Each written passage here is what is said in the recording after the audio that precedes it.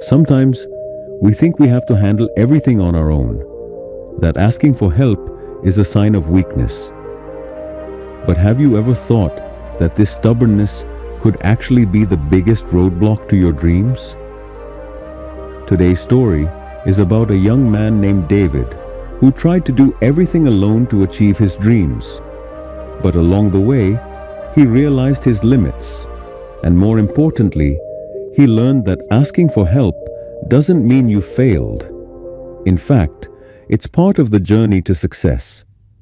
If you're curious, stick around till the end of the story.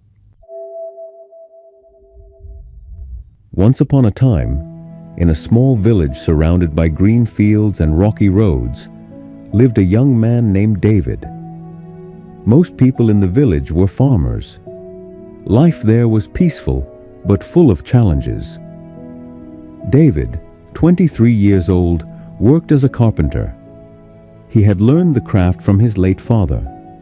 He owned a small shop in the village, but the roof was falling apart.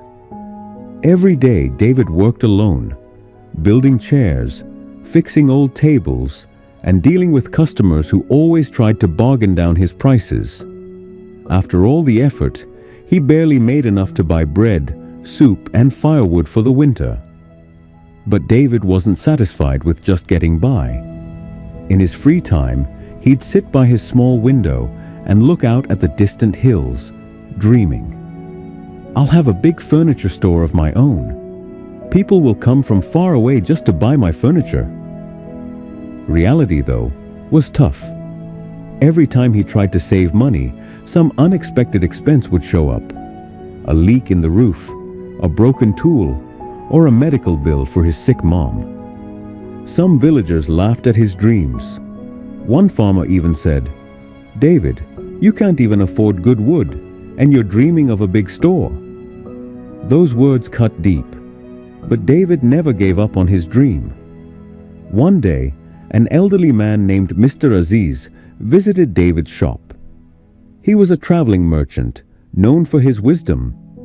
He asked David to build a large dining table and gave him a week to do it. It was the biggest job David had ever gotten, and the pay was good too.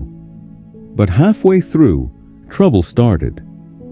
On the third day, David ran out of wood. He went to the local wood supplier, but due to winter demand, the prices had doubled. He could only afford half the wood he needed. David thought, "I can't ask Mr. Aziz for more money." He tried borrowing money from a guy named Walid, but Walid just laughed and turned him down. David wondered, should I just sell my shop? Is chasing this dream just foolish? That night, he sat on an old bench, staring at the little money left on his table, wondering if he was being greedy. Then he remembered his mother's words. "David, every big thing starts with a small step. Don't be afraid to start no matter how hard it gets." The next day, with new motivation, David went to the city. He brought along a few small pieces of furniture, some folding chairs he made, to try selling them. It was a risky move.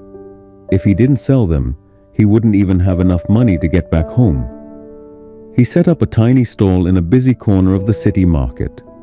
At first, no one paid attention, but around noon, a wealthy lady came by and was impressed with his work.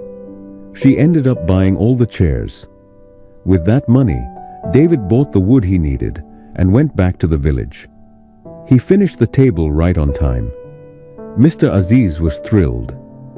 "You're a talented young man," he said. "Never give up on your dream." But that wasn't the end of the challenges. A few weeks later, word spread about David's craftsmanship. Orders started pouring in from nearby towns and villages. Then came a huge opportunity. A businessman from the city placed an order for 10 dining tables to be delivered in just 1 month. In return, he offered a large payment. It was a big break, but also a huge challenge. Tight deadlines, high-quality wood, no extra workers, and a tiny workshop. It seemed nearly impossible. Still, David said yes. That night, he sat down to make a plan. If he worked non-stop from morning till night, it might just be doable. But he didn't have enough money for the wood. In the end, David decided to sell the last memory of his father, a gold watch. It had deep sentimental value. As he stood in the jewelry shop selling it, tears welled up in his eyes. But he knew it was just one more step, and sometimes you have to take risks to achieve something big. With the money, he bought the best wood and worked day and night. He often skipped meals and barely slept. His hands were cracked, his head ached, but he didn't stop. Villagers said, "David, take a break. You'll get sick." But he didn't listen. In the final week, one of the tables kept breaking because of a flaw in the wood. That's when his mom walked into the shop and saw David sitting with his head down. She said softly, "Son, take a rest. Life isn't just about chasing dreams. You have to take care of yourself too." Through tears, David replied, "I just want to prove that I can do this. Don't worry, Mom. We're going to come out of this poverty soon." She placed a hand on his shoulder and said, "You've already proven a lot. Your hard work, your patience. But remember, if your health breaks down, all this success will mean nothing." David sat in silence. Then he said quietly, "You're right, Mom. But I have to finish this job. If I do, it'll bring me so much closer to my dream. People will recognize me, and I'll earn a great reputation." She smiled and said, "I know how much your dream means to you. But let me tell you something. If you try to carry all the weight alone, you'll wear yourself out. Life isn't meant to be lived alone. Asking for help isn't weakness, it's smart. If you just ask your friends or neighbors for a little help, they won't say no.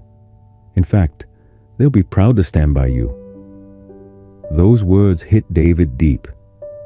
The next day, for the first time, David asked the villagers for help, and they all came forward. Together, they finished the work. The rich businessman was extremely happy and paid him just like he promised. With that money, David expanded his shop, bought new tools, and even hired a few young men from the village to work with him. But the biggest thing he gained was the lesson that achieving your dream takes more than just hard work. Sometimes it takes asking for help, and that's how you find balance in life. Did you enjoy the story? Let us know in the comments. If you want to hear more inspiring stories like this, don't forget to subscribe. Thanks for watching, and we'll see you in the next one.